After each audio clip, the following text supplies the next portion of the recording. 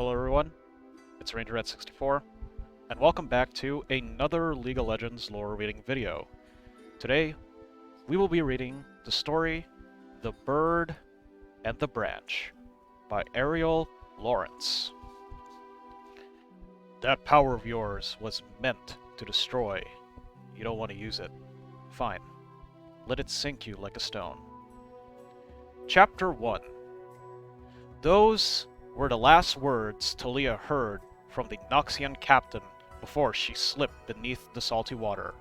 Words that haunted her still. 4 days had passed since that landing on the beach where she had made her escape. At first, she ran, and then, when she could no longer hear the breaking bones of the Ionian farmers and Noxian soldiers, she walked. She followed the high skirts of the mountains, not daring to look back at the carnage she'd left behind. The snow had started to fall 2 days ago. Or maybe it was 3. She couldn't really remember.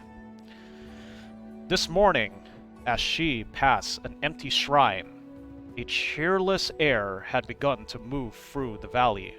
Now, the wind grew stronger and broke through the clouds to reveal a sky clear and blue, a color so pure it felt like she was drowning again. She knew that sky. As a young child, she saw it in the blanket sands. But this wasn't Shurima. The wind here was not welcoming. Taliyah hugged herself, trying to remember the warmth of home. Her coat kept out the snow, but still, the cold air crept in. The invisible loneliness snaked around her, sinking deep in her bones. The memory of being so far from those she loved now dropped her to her knees. She shoved her hands deep in her pockets, her shaking fingertips trembling a few well-worn stones for warmth. I am hungry. That is all this is, Taliyah said to no one and everyone. A hare, a little bird, a great weaver. I would even take a mouse if it showed itself. As if on command, a small crunching of powdered snow showed several strides away from her. The culprit, a gray handful of fur no bigger than her 2 fists, popped its head from the snow. Thank you, she whispered through chattering teeth. Thank you. Thank you. The animal looked at Taliyah inquisitively as she took one of the smooth stones from her pocket and slipped it into the leather pouch of her sling. She wasn't used to throwing from a knee position, but if the Great Weaver had given her this offering, she wasn't going to waste it. The little animal continued to watch as she wove the sling once, sitting the small rock. The cold gripped Taliyah's body and gave her arm a jerky feel. When she had enough speed, she unleashed the stone and, unfortunately, a harsh sizz. The stone skipped along the snow, narrowly missing her would-be meal. Taliyah rocked back, the heavy weight of frustration erupting in a guttural growl that echoed in the silence around her. She took a few deep, clearing breaths, this cold burning her throat. Assuming you are anything like sand rabbits, if there's one of you, there are a dozen more close by, she said to the patch where the animal had been, her defiant optimism returning. Her gaze lifted from the burrow to more movement farther down the valley. She followed her winding tracks through the snow. Beyond them, through the sparse pines, she saw a man in the shrine, and her breath caught. His wild dark hair tangled in the wild as he sat, head bowed to his chest. He was either sleeping or meditating. She breathed a sigh of relief. No Noxian, she knew, would be caught doing either. She remembered the shrine's rough surface from earlier, as her hands had ran along its carved edges. Taliyah was shaken from her reverie by a sharp crack. Then, a rumble started to build. She steadied herself for the rolling earthquake that didn't arrive. The rumbling grew into a steady, terribly grinding of compact snow on stone. Taliyah turned to face the mountain and saw a wall of white coming for her. She scrambled for her feet, but there was nowhere to go. She looked down at the rock peeking through the dirty ice and thought of the little animal safe in its burrow. She desperately focused, pulling on the rough edges of the visible rock. A row of thick columns sprang from the ground.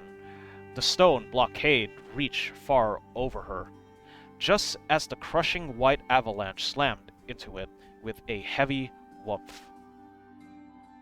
The snow rushed up the newly made slope and spilled like a glittering wave into the valley below.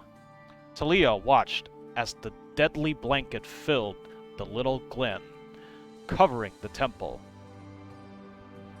As quickly as it begun, the avalanche was over.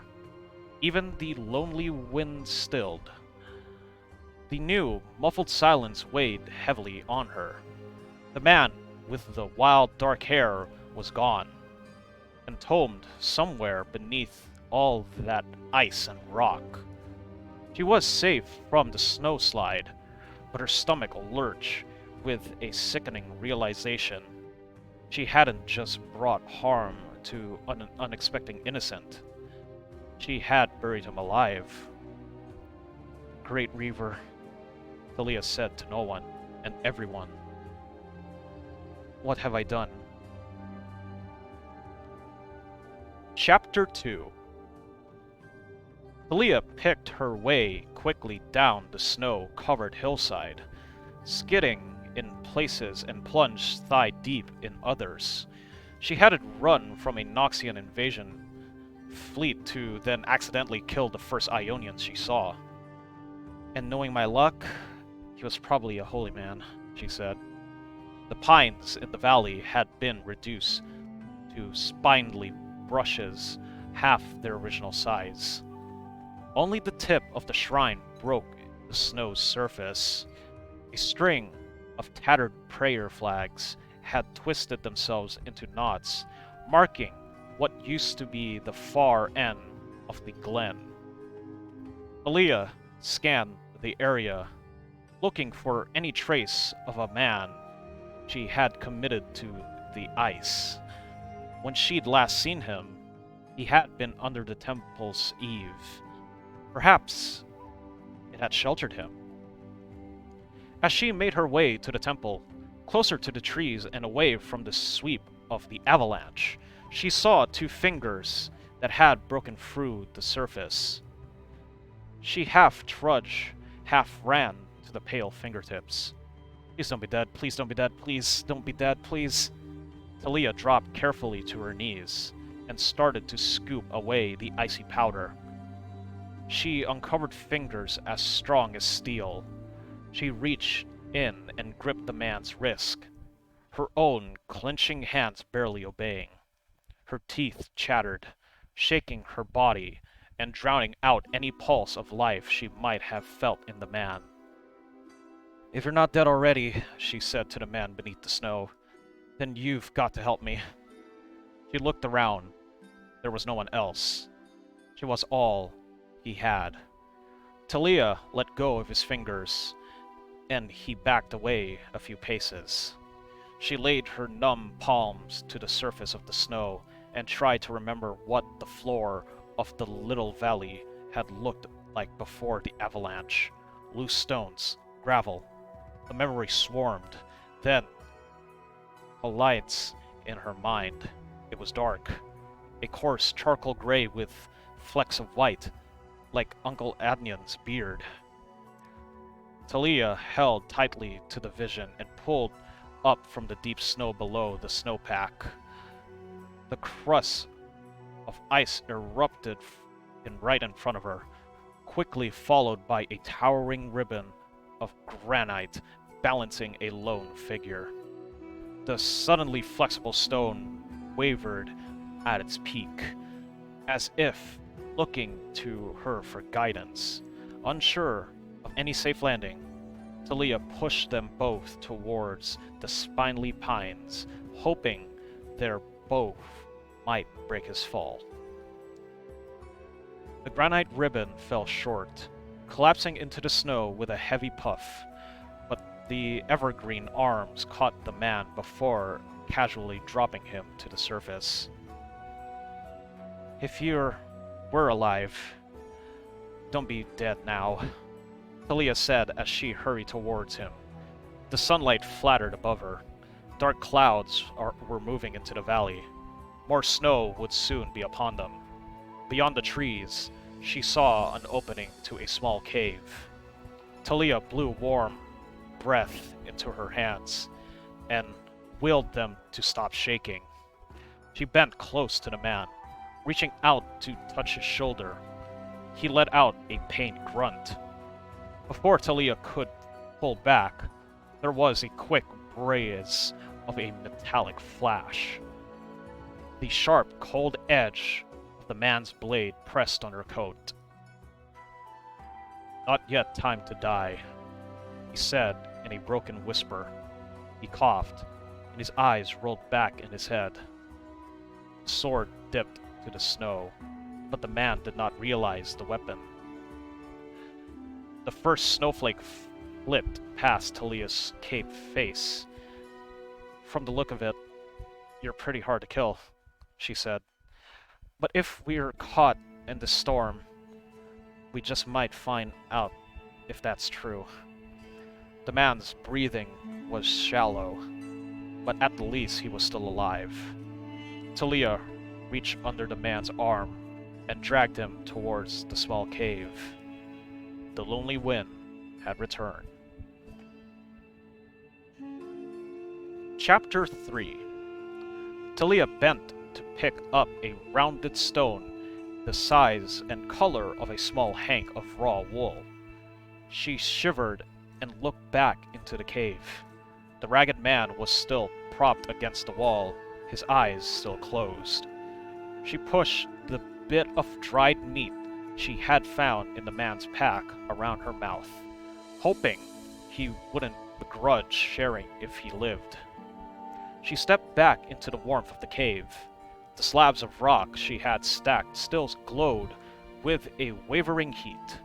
She knelt. Taliyah hadn't been sure her trick of warming the stones in her pocket would work with something larger.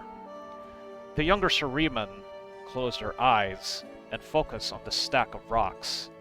She remembered the blistering sun on the sands, the way the heat sank deep in the earth long into the night.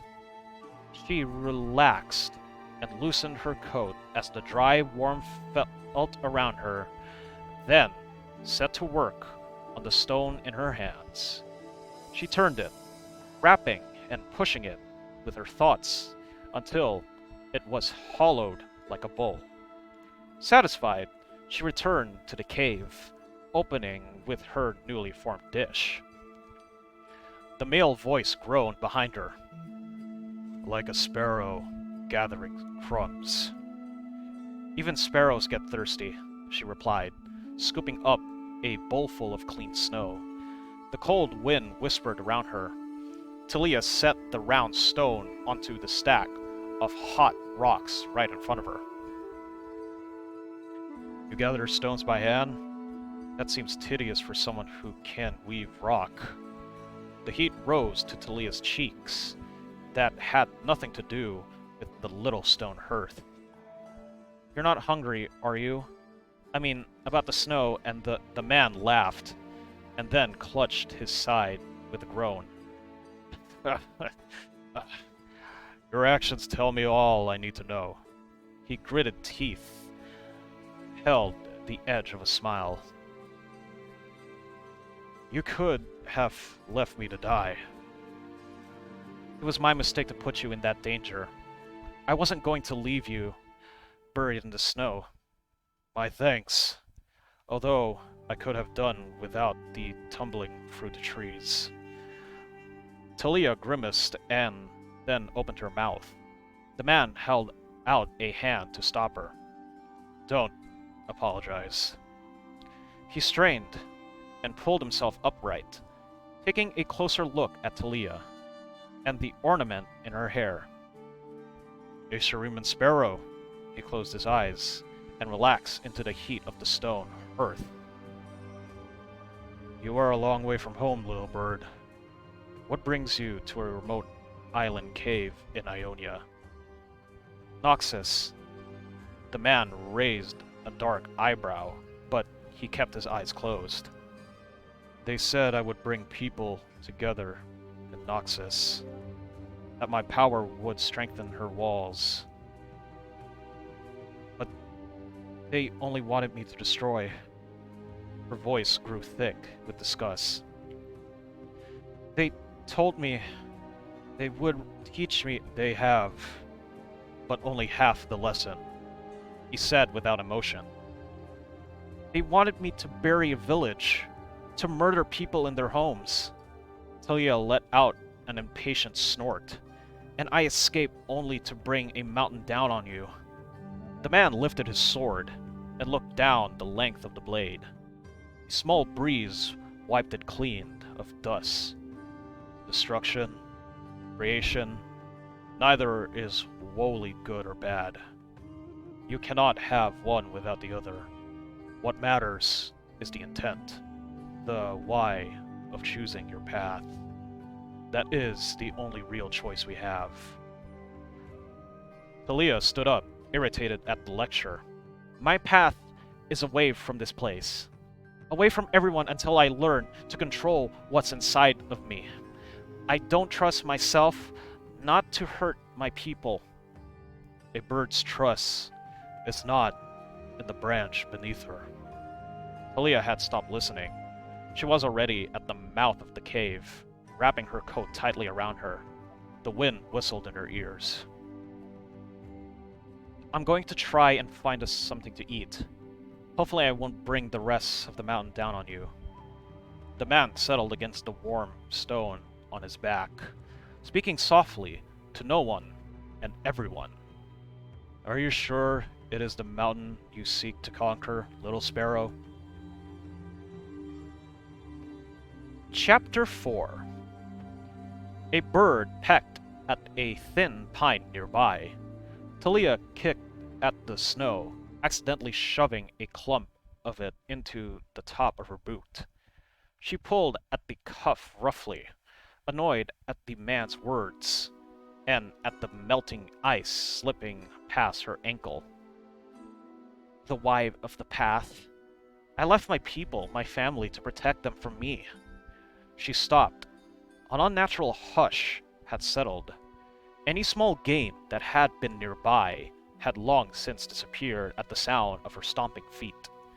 Not sensing any danger from the girl, the bird had kept to its little branch, and twittered at her angry rants. Now, even the bird song was silence.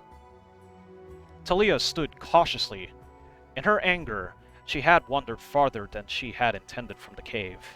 She was drawn more to the stone than the wood, and had absently followed an unexposed bridge until she found herself looking down from a rocky cliff.